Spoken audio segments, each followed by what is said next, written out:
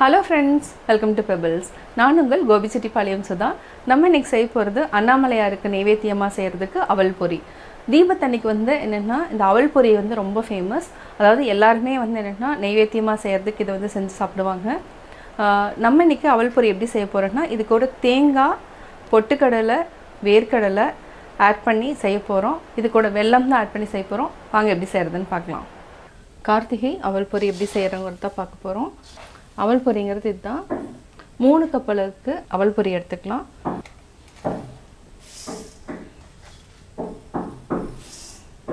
மூணு கப் அவல் பொரிக்கு 1 கப் அளவுக்கு வெல்லம் ஆட் பண்ண போகிறோம். ஃபஸ்ட்டு நம்ம இதை நல்லா வறுத்து எடுத்துக்கலாம். அதே மாதிரி இது மட்டும் இல்லை, பொட்டுக்கடலை 1 டீஸ்பூன், வேர்க்கடலை 1 டீஸ்பூன், தேங்காய் துருவல் நம்ம 3 டீஸ்பூன் அளவுக்கு எடுத்துக்கிறோம். இந்த மூணுமே அதாவது இது ஃப்ரெஷ்ஷாக வாங்கினது தான். இது ஈரப்பதம் இருக்கக்கூடாது, அது இல்லாத அளவுக்கு வறுத்தெடுத்துக்கலாம். இது கூட சுக்கு, ஏலப்பொடியும் நம்ம ஆட் பண்ண போகிறோம். ஃபஸ்ட் இதையே நம்ம நல்லா வறுத்துக்கலாம். அதுக்கப்புறம் பாகு வெல்லத்தை நல்லா காய்ச்சிட்டு ஆட் பண்ணணும். 3 கப் அவல் பொரிக்கு 1 கப் அளவுக்கு வெல்லம் எடுத்துக்கலாம். நம்ம அவல் பொரியை நல்லா வறுத்தெடுத்துக்கலாம். பொரி நல்லா கிறிஸ்பாக தான் இருக்கும். பட் இருந்தாலும் என்னென்னா ரொம்ப நேரம் வைக்க முடியாது. அதனால் நம்ம செய்கிறதுக்கு முன்னாடி ஒரு டைம் நல்லா வறுத்துட்டு செஞ்சால் நல்லா கிறிஸ்பியாக இருக்கும். இது நல்லா தொட்டு பார்த்தா நல்லா மொறுமொறுன்னு அப்படியே இதாகணும். இன்னும் ஆகலை. இது நான் போகிறதுக்கு முன்னாடியே என்னென்னா முறம் இருந்துச்சுன்னா முரத்தில் அந்த பொடி பொடியாக கொஞ்சம் அழுக்கோடு இருக்கும். அதை நல்லா ஒரு டைம் புடைச்சி எடுத்துடுங்க.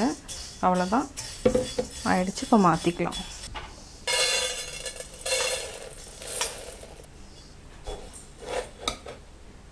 அடுத்து வேர்க்கடலையை வறுத்தெடுத்துக்கலாம். நல்லா வெடிக்க ஆரம்பிச்சிருச்சு. இப்போ நம்ம எடுத்துடலாம். அடுத்து நம்ம பொட்டுக்கடலை 1 டீஸ்பூன், இதையும் லைட்டாக ஃப்ரை பண்ணிவிட்டு தனியாக எடுத்து வச்சுக்கலாம். லைட்டாக சூடானாலே போதும். இப்போ தேங்காயை நல்லா ஈரப்பதம் போகிற வரைக்கும் நல்லா வறுத்துக்கலாம். இப்போ நல்லா ஈரப்பதம் போயிடுச்சு. இதையும் நம்ம தனியாக எடுத்து வச்சுக்கலாம். இப்போ நம்ம வெல்லத்தை போட்டுக்கலாம். இதுக்கு நம்ம தண்ணி 1/2 டம்ளர் அளவுக்கு விட்டுக்கலாம். வெல்லம் நல்லா கொதிக்கணும். கொதிச்சுட்டு இது என்னென்னா குழம்பு மாதிரி வரணும். அதாவது ஒரு சின்ன பவுலில் நம்ம தண்ணியில் அதை ஊற்றினா உருண்டை மாதிரி வரணும். அது வரைக்கும் நல்லா பாகு காய்ச்சிக்கலாம். அந்த பதம் எடுக்கிறது எப்படின்னு சொல்கிறேன். இந்த மாதிரி ஒரு சின்ன பவுலில் தண்ணி ஊற்றி வச்சுக்கோங்க.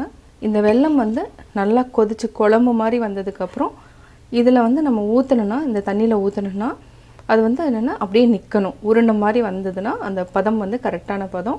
அதுக்கப்புறம் நம்ம அவல் பொரியில் மிக்ஸ் பண்ணிக்கலாம். இப்போது வெல்லம் கொதிக்க ஆரம்பிச்சிருச்சு.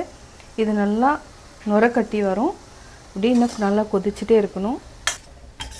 பார்த்திங்கன்னா நல்லா பொங்கி வர ஆரம்பிக்குது. பொங்கி வந்ததுக்கப்புறம் இப்போ நம்ம செக் பண்ணி பார்க்கலாம். கொஞ்சமாக தண்ணியில் இப்போ தான் நிற்க ஆரம்பிச்சிருக்கு. இதை நம்ம அப்படியே உருட்டி பார்க்கலாம். இன்னுமே உருட்ட முடியல. இப்போ பார்த்திங்கன்னா இந்த கன்சிஸ்டன்சி பாருங்கள், குழம்பு மாதிரியே இருக்கும். இப்போ நம்ம தண்ணியில் விட்டு பார்க்கலாம். இது கரெக்டான பதத்துக்கு வந்துருச்சு. பார்த்திங்கன்னா அப்படியே நின்றுருக்கு. இந்த ஸ்டேஜில் நம்ம ஆஃப் பண்ணிக்கலாம்.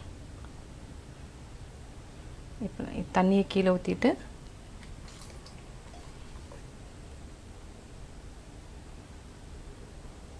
பார்த்திங்கன்னா இந்த பதம் ஓகே. இப்படியே கீழே நின்னாலே போதும். இப்போ நம்ம ஆல்ரெடி வறுத்து வச்சுருக்கிற அவல் பொரி கூட ஆட் பண்ணிக்கலாம். இது கூட என்னென்ன ஆட் பண்ண போகிறோன்னா ஏலக்காய் 1/4 டீஸ்பூன் ஆட் பண்ணிக்கலாம். இது கூட சுக்கு 1/4 டீஸ்பூன், வேர்க்கடலையை அப்படியே உடச்சி விட்டு ஆட் பண்ணிக்கலாம். பொட்டுக்கடலை, தேங்காய். ஒரு சிலருக்கு முந்திரி பிடிக்குன்னா முந்திரியை ஆட் பண்ணிக்கலாம். நல்லா இதை மிக்ஸ் பண்ணிக்கோங்க. அவல் பொரி பார்த்திங்கன்னா நல்லா கிறிஸ்பியாக இருக்கும். இந்த மாதிரி ஆகும். இப்போ கொஞ்சம் கொஞ்சமாக ஆட் பண்ணிக்கலாம். ரொம்ப சூடாக இருக்கும். உங்களுக்கு வெல்லம் பார்த்திங்கன்னா ரொம்ப கம்மியாக தான் இருந்திருக்கும்.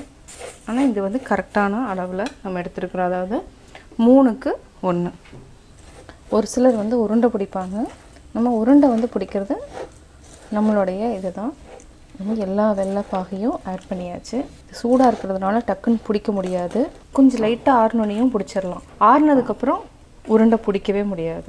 இது நல்லா வெள்ளத்தை எடுத்துரும். நம்ம அப்படியே நைவேத்தியமும் பண்ணிக்கலாம். வெள்ளத்தை நம்ம நல்லா மிக்ஸ் பண்ணிட்டோம். இப்போ நம்ம ஒரு பிளேட்டுக்கு மாற்றிடலாம். கார்த்திகை அவல் பொரி ரெடி. கார்த்திகை அவல் பொரி எப்படி செஞ்சேங்கிறத பார்த்தீங்க. நீங்களே வீட்டில் ட்ரை பண்ணி பார்த்துட்டு உங்களுடைய கமெண்ட்ஸ் எனக்கு சொல்லுங்கள். பிடிச்சிருந்தா லைக் பண்ணுங்கள், மறக்காமல் சப்ஸ்கிரைப் பண்ணுங்கள்.